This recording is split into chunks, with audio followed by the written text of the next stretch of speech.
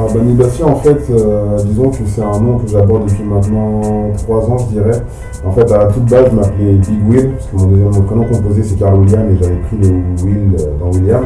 Mais j'ai trouvé ça trop simple, en fait, Big Will, c'est pour ça que j'ai réfléchi et je me suis dit pourquoi pas avoir un nom qui représente mes origines, ce que je suis. Donc en fait, du côté de ma mère, en fait, je suis d'origine camerounaise. Du côté de ma mère, en fait, notre ethnie, on est Bani Leke. Et du coup, j'ai pris le début de Bani Leke, donc Bani. Et du côté de mon père, donc notre ethnie, on est Yabassi. Et du coup, j'ai pris le Bassi de Yabassi. C'est pour ça que j'ai réussi à faire un mix des deux. Et du coup, c'est pour ça que je m'appelle Bani Bassi. Alors en fait, Aide de Connexion, on s'est formé il y a environ 3 ans de cela aussi en fait. C'est-à-dire qu'avec un ami qui s'appelle Basile, avec son nom d'artiste c'est Basilius d'ailleurs, en fait un jour comme ça, je revenais de Haute-Savoie parce que ma mère vit là-bas, et je venais de Haute-Savoie pour Lyon, et en fait dans le train je l'ai appelé pour lui dire écoute, j'ai une petite idée de quoi, on viendrait pas chez toi, on enregistrerait un petit son, on fait une petite vidéo, on balance ça comme ça en fait. Et du coup c'est comme ça que la première vidéo sous le nom Aide de Connexion est venue, c'est parti de là en fait. On s'est rejoint chez lui, on a enregistré un petit freestyle sur une instru comme ça. On a balancé ça et les gens ont commencé à suivre le mouvement et c'est comme ça que Aide de Connexion est née. Et après ensuite les gars se sont rajoutés au collectif, donc les gars d'Ekimose. Dedans dans Ekimose il y a les gars MTLM, LS et Crash en fait, ils nous ont rejoints par la suite. Et le dernier nom va nous avoir rejoint, s'appelle Static aussi, c'est un beatmaker qui fait du rap aussi anglophone. Et à côté de ça, il y a aussi Team Purple qui était là depuis le début, ainsi que Big Brown. Alors en 2012, j'ai sorti mon premier projet solo qui s'appelait Mon Quotidien.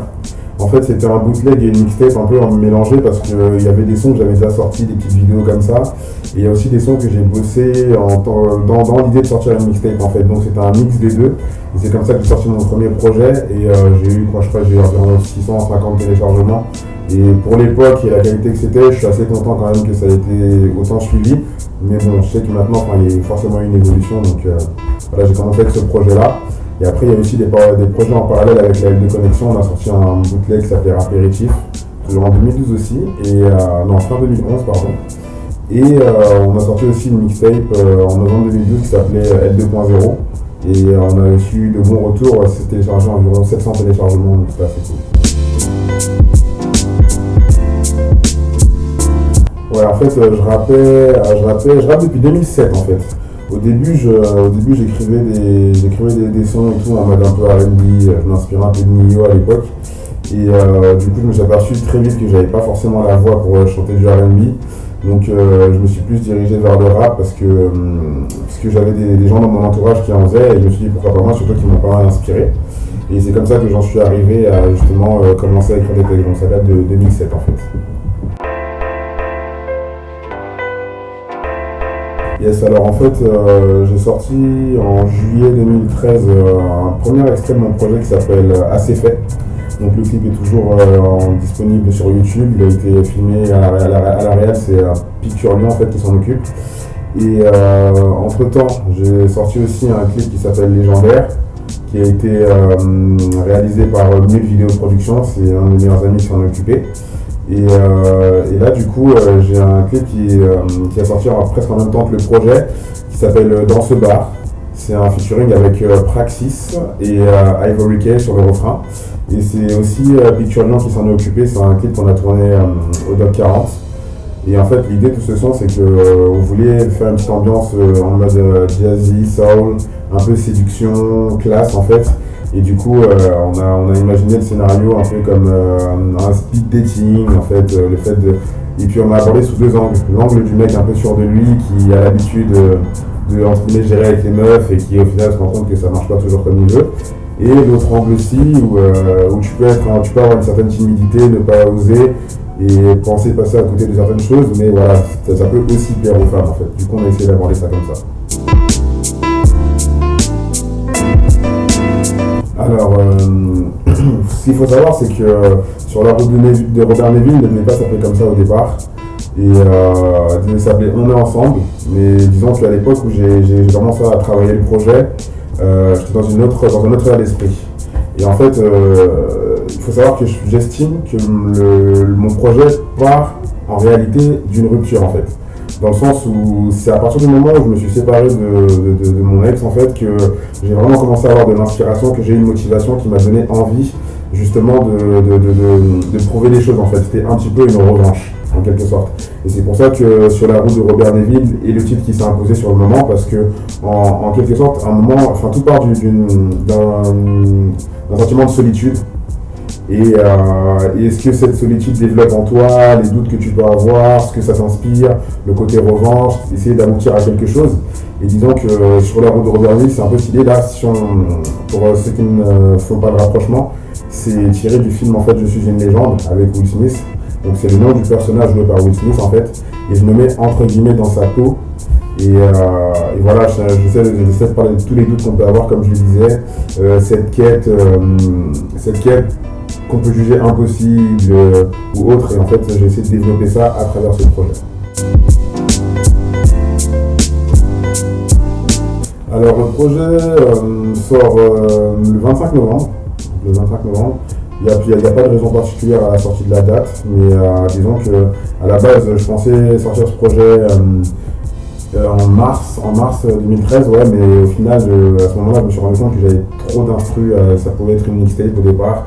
Et je me suis dit, ouais, en tant qu'artiste pas réellement connu, j'ai pas envie d'accabler les gens avec une vingtaine de sons. J'ai préféré couper, les faire à moitié.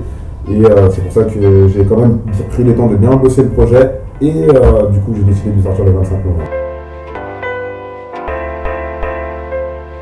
Alors, au niveau des productions sur le projet, on va retrouver 8 beatmakers sur 11 sons. Et je suis assez content parce que pour entre guillemets si peu de sons, avoir autant de beatmakers différents, ça veut dire qu'il y a pas mal de gens qui veulent bosser avec moi et ça me fait énormément plaisir. J'espère que j'aurai fait honneur à leur prod.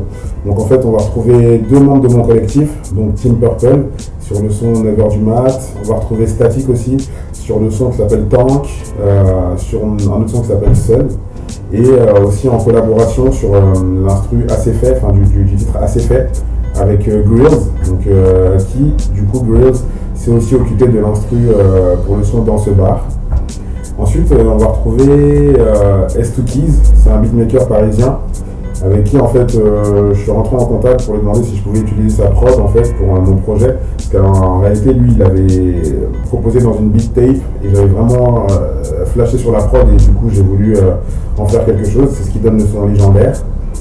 Ensuite on a Jod Beats, c'est un beatmaker sur lequel je suis tombé par hasard, en fait c'est un américain et il proposait une instru sur son site en fait et je l'ai acheté.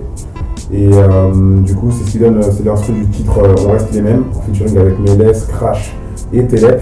C'est ce côté guitare en fait que j'ai beaucoup apprécié et du coup j'ai choisi cette prod.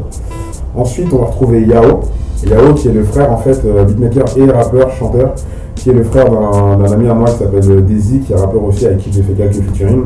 Et donc lui m'a proposé une prod sur laquelle je suis en featuring avec Dilly Vibes du crew 7 Match de Montpellier.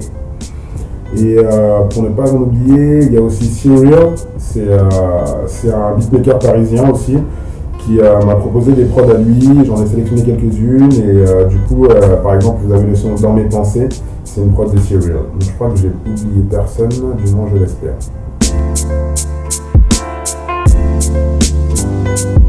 Disons que tout a commencé avec j'ai commencé en solo et ensuite je ne me considère pas vraiment en tant que rappeur parce que je sortais des petites vidéos en freestyle comme ça, histoire de montrer que j'écrivais les textes. Et ensuite j'ai rencontré les gars de mon collectif avec qui j'essaie d'évoluer artistiquement et de me développer sur Lyon, tout d'abord, parce qu'il faut essayer de s'imposer dans sa ville déjà. Mais après, c'est vrai que je me vois vraiment évoluer en artiste solo, parce que je pense avoir un univers à défendre. Et j'essaie de faire en sorte que justement cet univers que je veux défendre puisse se dévoiler au plus grand nombre en fait. Et du coup, bon, il y a toujours ce côté, cette dualité qui veut que je me concentre aussi sur mes études parce que je suis étudiant avant tout et c'est parce que je suis étudiant que j'ai pu justement par la suite développer le côté artistique avec les gars de mon collectif. Mais je me dis, on verra où ça peut mener quoi, la musique. Mais c'est vrai que si je pouvais en faire mon métier, ce serait mon plus grand rêve.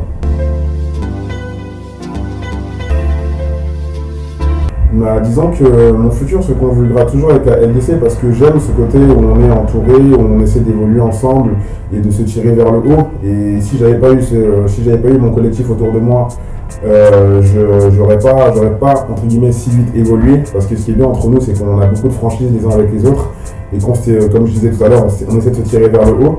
Mais après voilà, si je devais vraiment me développer, je pense que ce serait en tant qu'artiste solo.